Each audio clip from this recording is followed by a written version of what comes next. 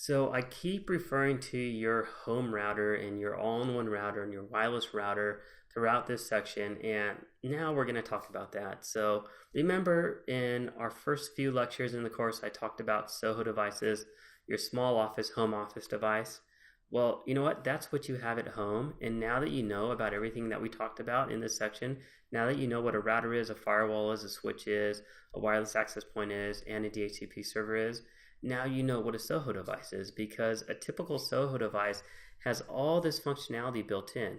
It is a router, it is a firewall, it is a switch, it is a wireless access point, and it's a DHCP server all in one. And it may even have additional functionality built in. So these devices are really smart. A SOHO device has all this functionality, and if you ever want to take a look at its configuration settings, all you need to do is go to the administration console for it, and you can look up its firewall settings. You can look up how it manages its IP addresses. You can set your security settings for the wireless access point, and also you can set the name for it.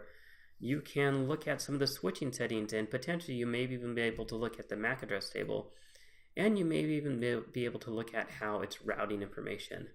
So I just wanted to go back and revisit this because I've been talking about this throughout this section, and I mentioned the SOHO device earlier in the course. Now you know what it is. And so if you think about it, you can go down to Fry's, you can go to Best Buy, you can go to Amazon.com, or you can go to Newegg.com, and for $40 to maybe $100, you can go buy a really great SOHO device for your home or for your office, and you're going to get all this functionality within one.